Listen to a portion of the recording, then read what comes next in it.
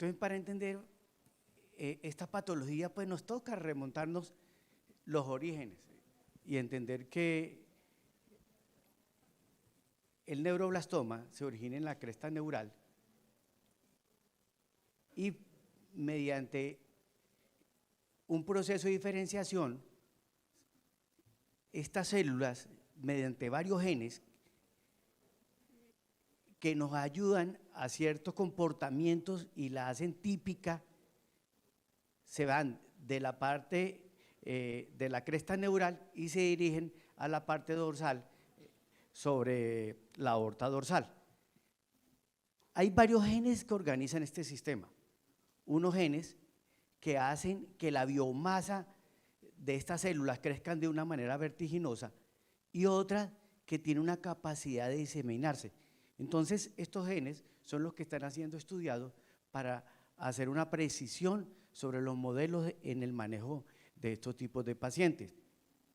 Esa es la razón que nosotros hablamos del gen MIN, de los genes de LIN28B, de la tirosinoquinasa, de el linfoma anaplásico, y en los genes de migración hablamos del WNT, hablamos del otro que es importantísimo, que es el gen RON.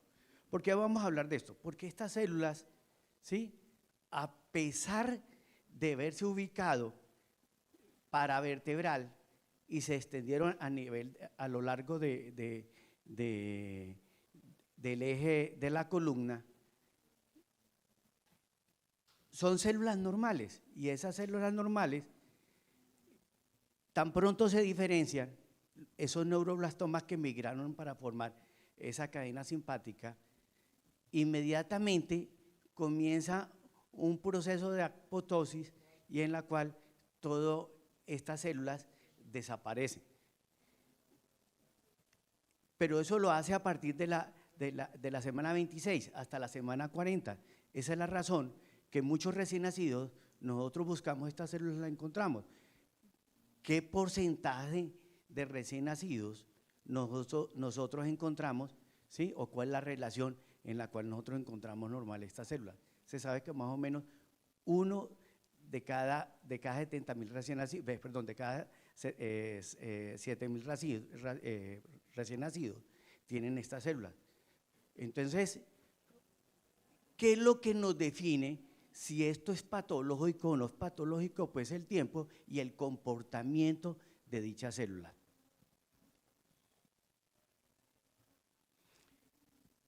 Después de que estas células, ¿sí?, se orienten y tengan este tipo de comportamiento, la mayoría, como es normal, hacen el proceso de diferenciación y estos genes se vuelven genes latentes o estructurales, pierden su función. Cuando estos genes no pierden su función, pues obligatoriamente nos produce el neuroblastoma. Esto es importante solamente para decir, ¿sí?, que esta es la clasificación de Evans que aprendimos la mayoría, en la cual se clasifica dependiendo del sitio que tiene, el tipo de cirugía que se realiza y de otros marcadores, como los marcadores de patología, que son los marcadores de Shimada, donde existe básicamente dos grupos, sin diferenciación o con diferenciación, y si ese paciente en el momento del diagnóstico tiene metástasis o no tiene metástasis. Y hay un grupo especial que anteriormente lo referían hasta los 12 meses y algunos grupos hasta los 18 meses, que es el grupo 4S. 4S es la presentación que tiene ese grupo de recién nacidos, en la cual esas células de neuroblastoma la puede tener en la piel, la puede tener en la médula ósea o la puede tener a nivel a nivel hepático. Se dio cuenta que estos pacientes los manejábamos mediante un mismo protocolo y estábamos esperando la respuesta, qué es lo que alcanzábamos con dichos protocolos, pero posteriormente se dio cuenta que este grupo era multigenético, que no se sabía básicamente cuál era el comportamiento de muchos de estos genes, y un grupo especializado internacional hizo la nueva clasificación dependiendo del riesgo. Entonces los clasificó en dos grandes grupos, o tres grandes grupos. El grupo de bajo riesgo, que lo llamamos L1 o L2, y el grupo metastásico. Y el cuarto grupo es el cuarto grupo, que sigue siendo el mismo, que es el grupo 4S, con la diferencia que lo extendió hasta los 18 meses. Entonces, ¿qué hace que este tipo de células, ¿sí?, que corresponde más o menos a un 40%, sea metastásico y los otros no? Entonces, lo que se hizo fue volver a la parte genética y mirar cuáles las anomalías genéticas que tenían dichas células, ¿sí?, para poder mirar un factor predictivo. Entonces encontró que estas células tenían un gen que se preservaba, que era el MIN-N. Entonces, uno de los sistemas de diagnóstico para definir que cualquiera de esos grupos sea de alto riesgo es que tenga el MIN-N positivo. El otro factor pronóstico, posteriormente vamos a hablar, porque este gen es un gen estructural, pero también tiene un tipo de comportamiento cuando se vuelve patológico, que es un gen extremadamente agresivo. Entonces, el otro sistema en la clasificación que es importante para tenerlo, y es que nosotros tenemos que hacerle a todos nuestros pacientes, quienes pensamos en neuroblastoma y principalmente en los estadios metastásicos, es buscar formas precisas, ¿sí?, de decir el sitio donde tiene la metástasis para hacerle su seguimiento. Anteriormente le damos valor predictivo a las sustancias que producían dichas células. Sin embargo, eso ha entrado en desuso y lo único que nos sirve es para tener seguimiento cómo disminuyen estos tipos de sustancias. Entonces, ¿cuál es la mejor manera de buscar y diagnosticar metástasis? La mejor manera de diagnosticar y buscar metástasis es con un análogo de la norepinefrina. Entonces, este análogo busca el receptor y se pega allí. Entonces, ese análogo es la metayodo o es la benzilguanidina, y se le ha colocado un yodo radioactivo para que obligatoriamente se pueda interpretar. Este yodo es poco radioactivo, es el 123, y nos da una imagen de los sitios de metástasis.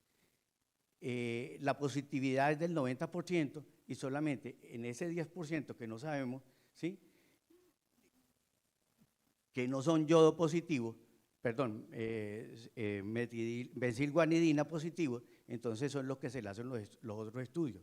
Se le hace el PET scan o se le hace con tenesión 99, pero en el 90% estos pacientes son positivos. Aprovechando que los sistemas diagnósticos se utilizan yodo radioactivo, muchos grupos pensaron, ¿por qué no utilizamos un yodo que tenga una vida media más larga y que tenga, sí, en su potencia mayor radioactividad? Esa es la razón por la cual se utilizó en estos pacientes yodo 131 y se vio que en los controles de estos pacientes no existía ningún beneficio utilizar yodo radioactivo, a pesar de que se detecta la captación de esta sustancia. Perdón.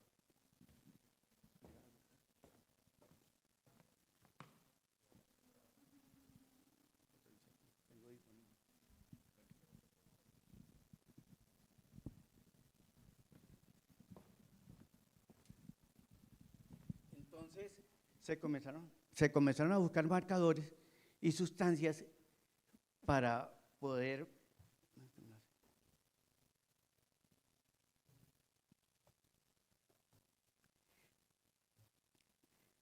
utilizar y predecir, ¿sí?, qué va a pasar con estos pacientes.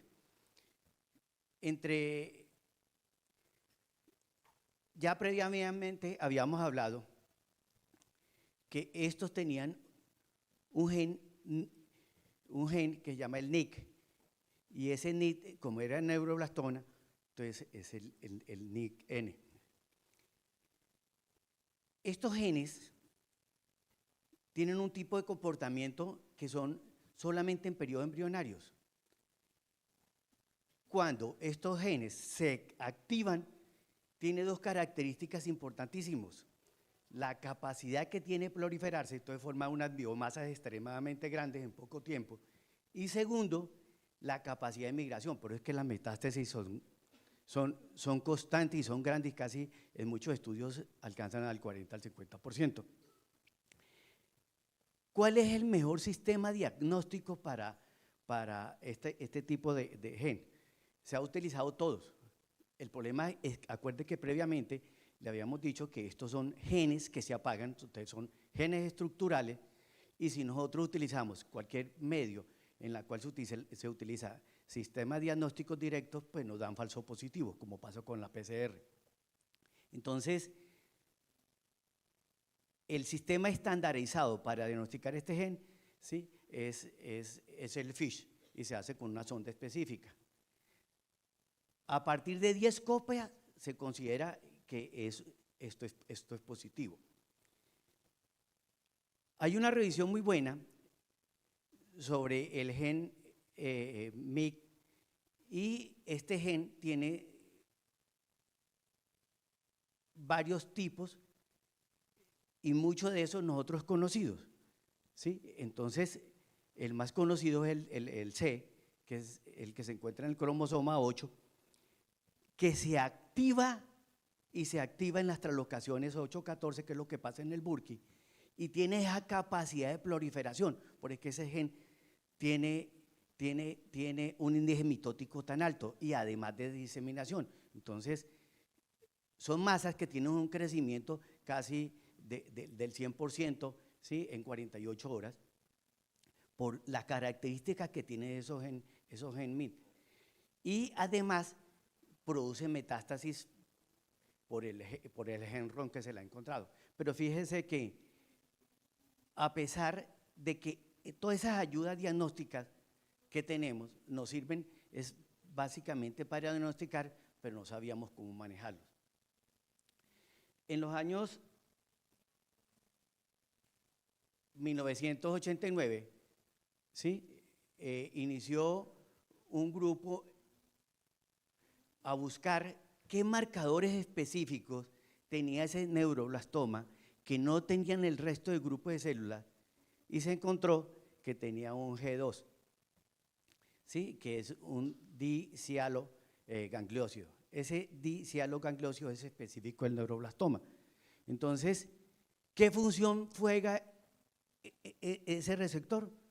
Ese receptor solamente es un receptor de reconocimiento y de comunicación. ¿Qué quiere decir? Que el sistema inmune ve los neuroblastomas y en ningún momento lo ataca, porque pues tiene un receptor que es común que engaña el sistema inmune.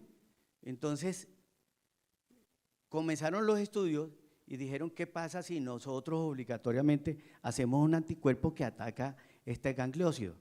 Entonces, se dio cuenta que ese gangliósido se le pega a este receptor e inmediatamente el sistema inmune se activa, ¿sí?, induciendo estas células a apoptosis. ¿Cuáles son las células que se activan? Los granulocitos, las células NK y muchos macrófagos. Entonces, comenzamos. Si nosotros utilizamos este anticuerpo y sabemos cuáles son las células que producen destrucción, ¿por qué no utilizamos sustancias que nos aumentan estas células para incrementar la apoptosis? Por eso es que a este anticuerpo monoclonal se le adicionó factores estimulantes de colonia y se le estimuló interleuquina 2. Comenzaron los estudios primero en buscar fase 1, fase 2, y posteriormente, a partir de comienzo de este año, perdón, a comienzo de este siglo, comenzaron los estudios para mirar ¿qué era más efectivo? ¿Lo que se tenía y qué es lo que se tenía? Es que el tratamiento del neuroblastoma es un tratamiento multimodal. Entonces, primero es quimioterapia, que es lo que llamamos inducción, más radioterapia, después consolidación, que los estudios previamente habían demostrado que se hacía con trasplante autólogo, y posteriormente había una fase de mantenimiento que en ese tiempo se usaba isotretinoína. Entonces, todos los estudios que se hacían de en adelante era para comparar esos dos tipos de sustancias. Tan pronto se encontró este anticuerpo monoclonal, los estudios comenzaron y el grupo del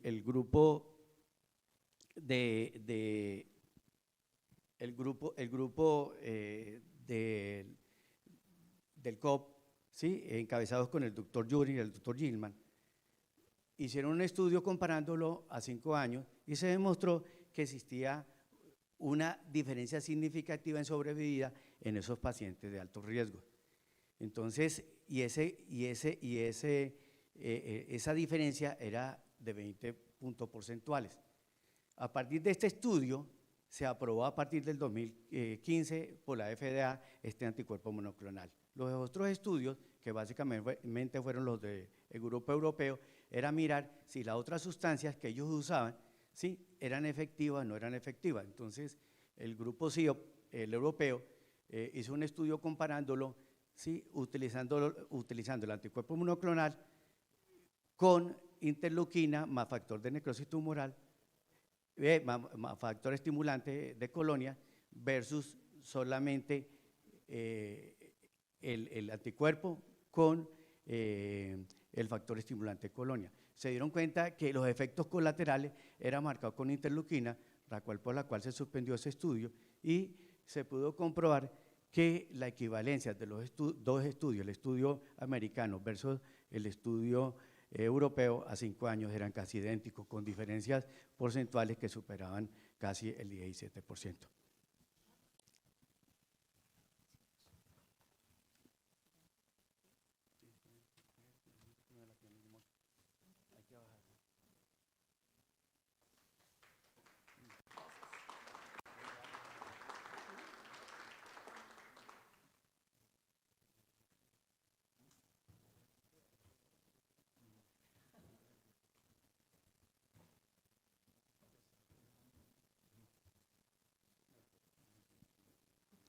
Bueno, ahora vamos a mostrarles cuál es la realidad, lo que estamos viviendo y lo que tenemos como pacientes. Entonces, los resultados de la cohorte que ustedes ya saben que tenemos desde 2015 al 2021, todos los reportes son hechos con la base de datos de Vigicáncer.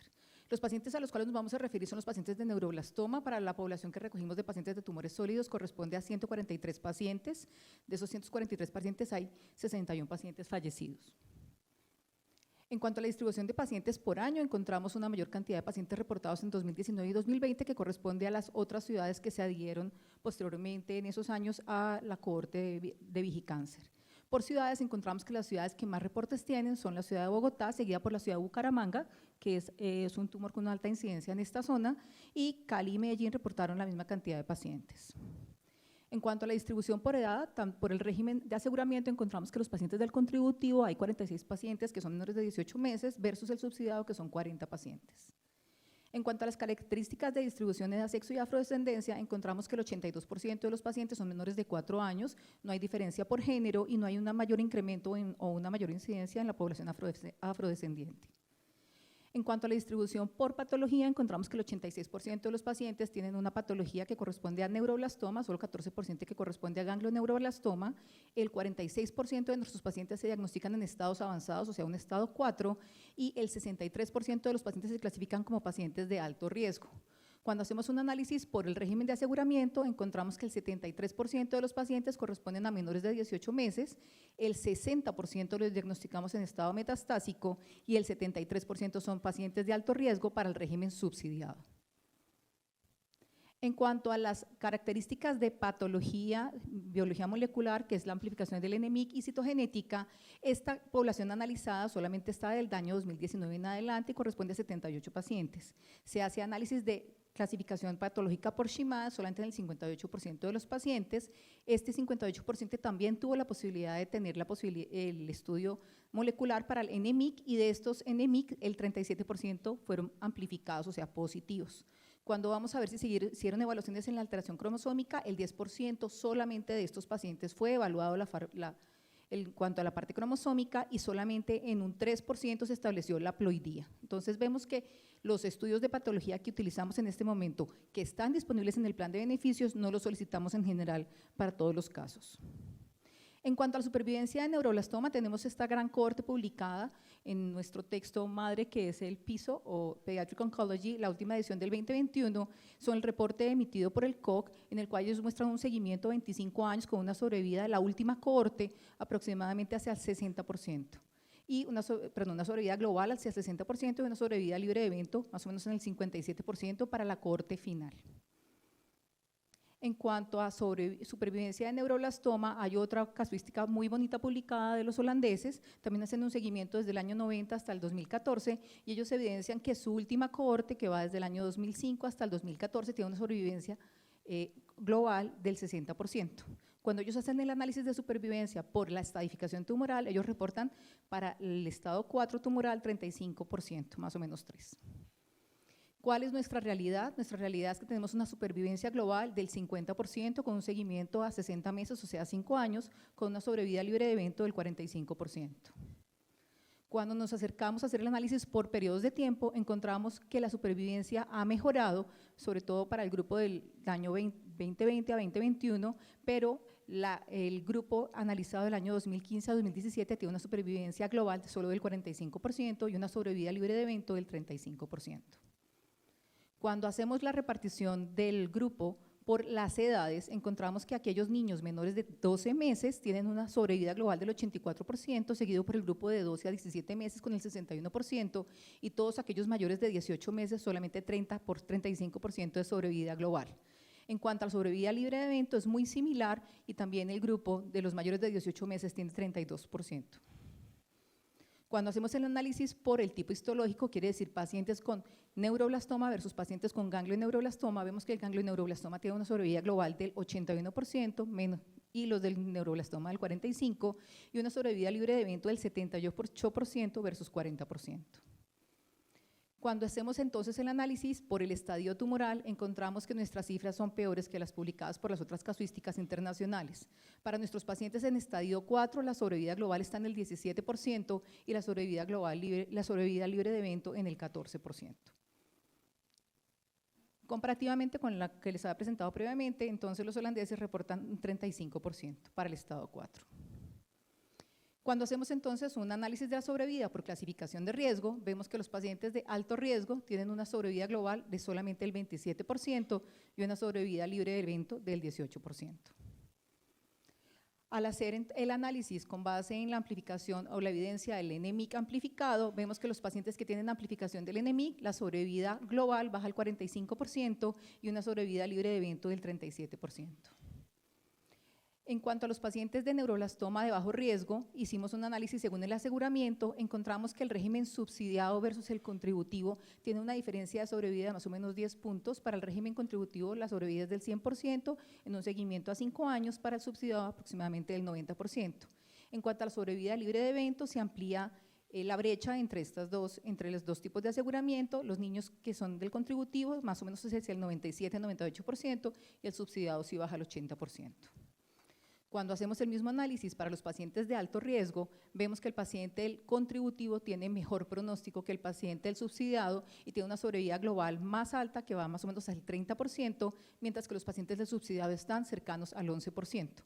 Para la sobrevida libre de evento, el contributivo tiene aproximadamente 30% de sobrevida libre de evento, y para los niños del subsidiado aproximadamente 11%. En cuanto a la sobrevida asociada al acceso que tienen estos pacientes a trasplante de médula ósea, encontramos que el paciente del contributivo que accede a la médula ósea, su sobrevida mejora a un 43%, con una sobrevida libre de evento del 33%. Muchas gracias.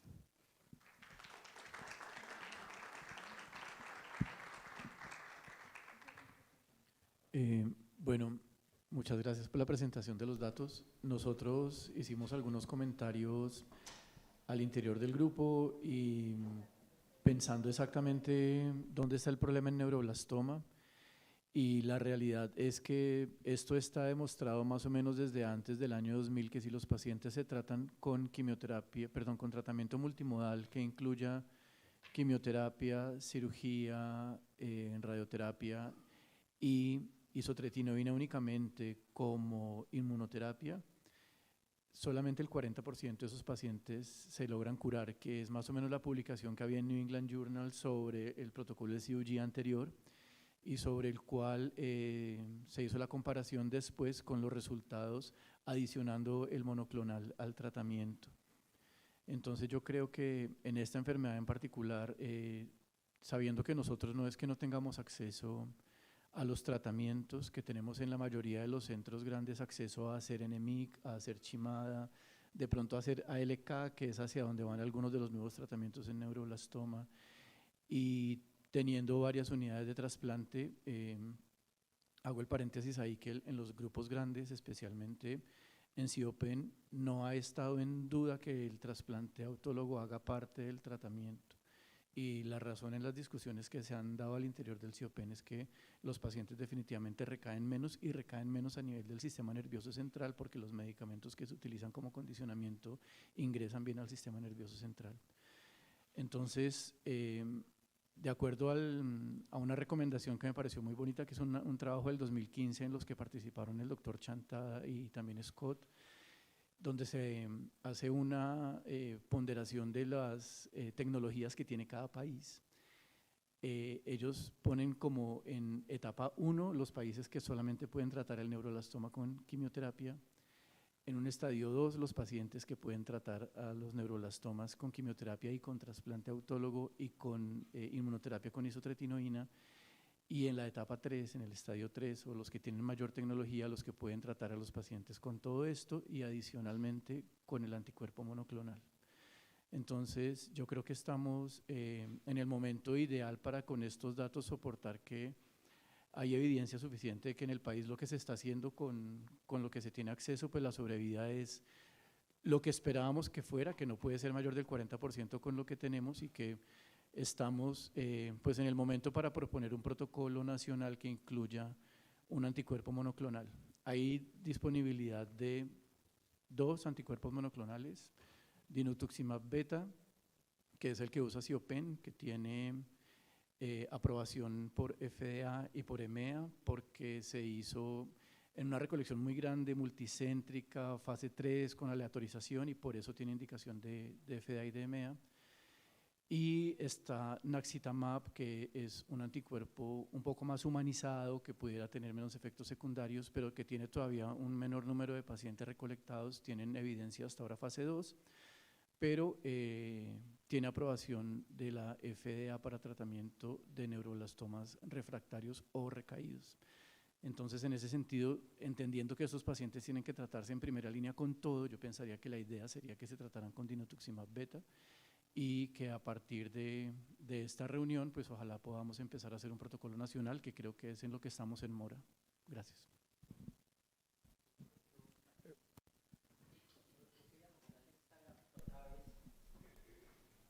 Yo quería mostrar esta gráfica otra vez porque es muy parecida al de retinoblastoma, si ustedes se acuerdan, y es el corrimiento de la mediana edad hacia la derecha en este caso, o bueno, hacia la izquierda, si uno está mirando hacia el 0, hacia los menores de 1 año, y el corrimiento y la cola larga que tiene el subsidiado hacia la derecha. El problema es que aquí la edad también funciona como factor pronóstico, y cuando yo no les mandé, no sé por qué esta tabla se me pasó y no se las mandé, y es cuando uno mira esto más en detalle, el subsidiado llega con enfermedad más avanzada, más metastásica, con significativamente más que el contributivo. Entonces, empezando que la disparidad empieza otra vez como con el retinoblastoma, desde el diagnóstico, barreras de acceso a una enfermedad que es muy difícil de tratar cuando ya está en estadios más avanzados. Desafortunadamente creo que se nos acabó el tiempo. Yo no sé si alguien, César, quiere algún comentario final de neuroblastoma. Yo quería hacer un último comentario, sí, Oscar, por favor, Patricia. sobre, pues después de todo el análisis que hicimos, así como lo dice Mauricio, Sabemos que los pacientes que tienen alto riesgo de neuroblastoma son pacientes que son más complicados y que requieren manejo multimodal.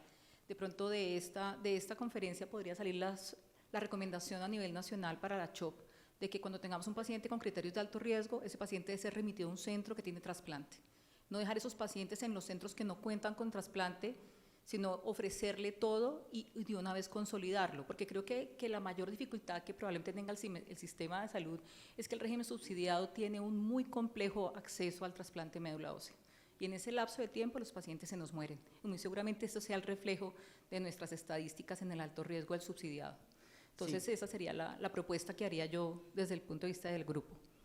Sí, de hecho, si ustedes leen el artículo de Lancet Commission de una oncología pediátrica sostenible, que es como un artículo muy importante que da como algunas pautas de cómo se podría desarrollar la oncología pediátrica, especialmente en países en medianos y bajos recursos, ellos hablan de la atención por niveles. Entonces, una oncología como entre comillas de un nivel 1, una oncología de un nivel 2, 3 y 4. Y en el 4 está lo que es trasplante, retinoblastoma, neuroblastoma, ¿cierto? Tumores muy difíciles de manejar, que requieren una alta experticia. Pero, por ejemplo, está la leucemia de bajo riesgo o el tumor de Wilms estadio 1 2, que se puede manejar en un nivel 1, entre comillas, oncológico. Estamos hablando de niveles oncológicos, no niveles como nosotros pensamos aquí en el sistema de salud, que es de otra cosa, ¿no? Pero digamos, sí es posible racionalizar recursos si se lograra hacer algo así, y está publicado en el Lancet Commission de hace un par de años. De la clasificación hay un dato que me parece interesante, y es que el riesgo intermedio debería tener una mejor probabilidad de curación, pero es probable que en el riesgo intermedio hayan neuroblastomas que no se hicieron en EMIC, y aquí tiene la posibilidad de que se clasifique a alto riesgo sin importar el tamaño del neuroblastoma siendo en EMIC. Entonces, el diagnóstico completo es importantísimo para saber el pronóstico de los pacientes. Sí, creo que aquí también estamos viendo algo igual a lo que hemos visto en retino y en otros tumores, y es, falta de diagnóstico apropiado, completo, mejor dicho, digamos, un diagnóstico lo suficientemente completo para tomar una decisión clínica apropiada y reportes de patología estandarizados. Y de hecho, cuando se hizo el diagnóstico, cuando se vino aquí el proyecto de reto de cáncer, reto de las ciudades contra el cáncer, que estuvo aquí en el SICAN, una de las detecciones de mejora en la calidad, después de muchas cosas, era estandarización de reportes de patología. Es súper importante que los patólogos aprendan oncología pediátrica y que sepan qué es lo que necesitamos a nosotros que nos reporten. Y seguramente eso habría que extenderlo también a radiología y a todas las técnicas diagnósticas que tenemos. Es una mejora de calidad muy importante. Entonces, en este momento tenemos que parar. Qué pena. ¿Hay otra pregunta? Sí. Todavía tenemos 5 minutos. Tenemos 5 minutos. Listo, entonces tiene todo el tiempo. No, complementando lo que estaba diciendo el doctor Chaparro, que también otra posibilidad es que algunos neuroblastomas que cayeron dentro del grupo de riesgo intermedio realmente hubieran sido de riesgo alto, pero que hubieran quedado subestadificados, porque sabemos que para nadie es un secreto que la metallobenzilguanidina pues es bien difícil en casi todos los centros a nivel nacional. Entonces sabemos las limitaciones de la gammagrafía con tecnesio, la resonancia corporal total en teoría también sirve, pero tiene sus limitantes, entonces desde la estadificación ya empezamos con limitaciones.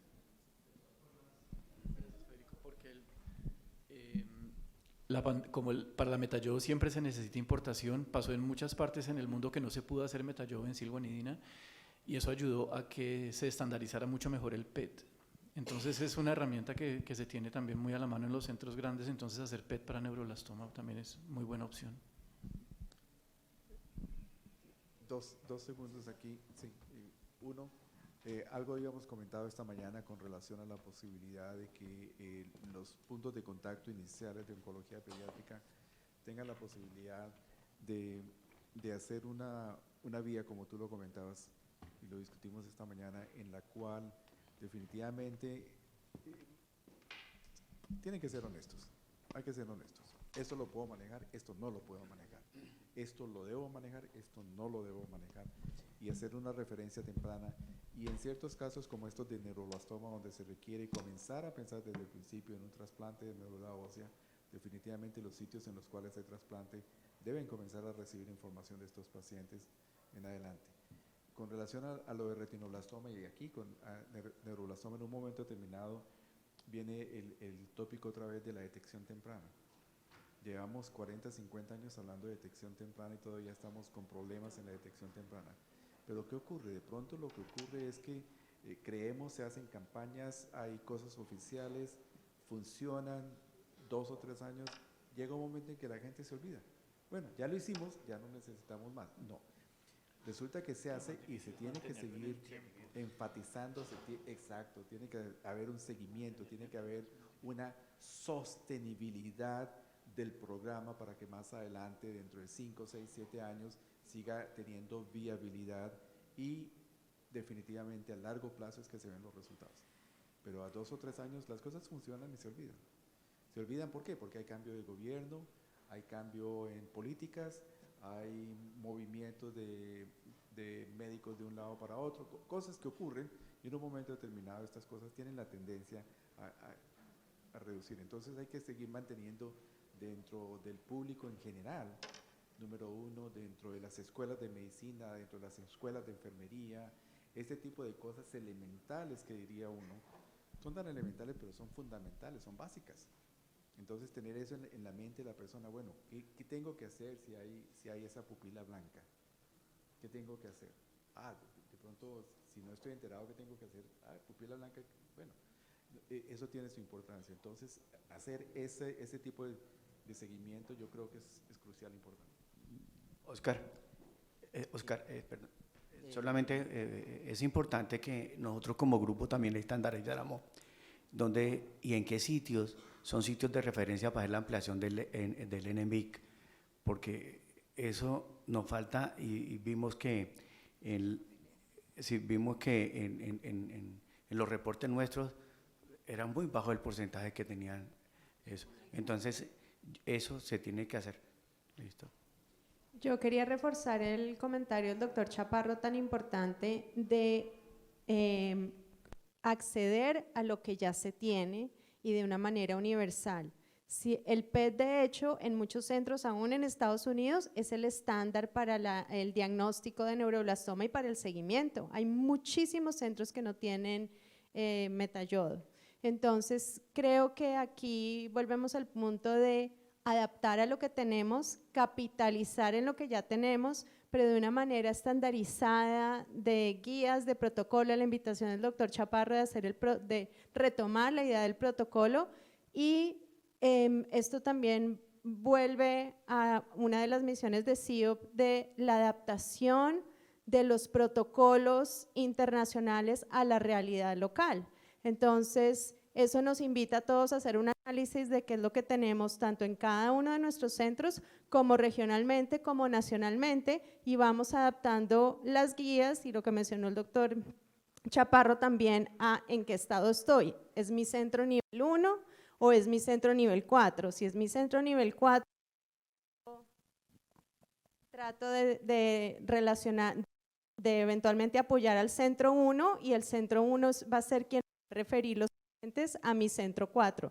Entonces creo que esto es un concepto muy importante que tenemos que ir a comenzar a analizar todos en equipo de cómo vamos a poder hacer unas referencias dirigidas dependiendo de las capacidades estructurales de cada centro, y estoy de acuerdo con la doctora esta mañana, no es la capacidad personal de mí como oncólogo o de mi equipo de enfermería, sino es la capacidad como un centro de una infraestructura, y así entre todos nos apoyamos, porque al fin y al cabo somos uno, ACHOP, Vigicáncer, Poema, etcétera, entonces así nos podemos apoyar. Creo que eso es como la conclusión de tumores sólidos, un tema recurrente también de todas estas 3 enfermedades presentadas. Gracias.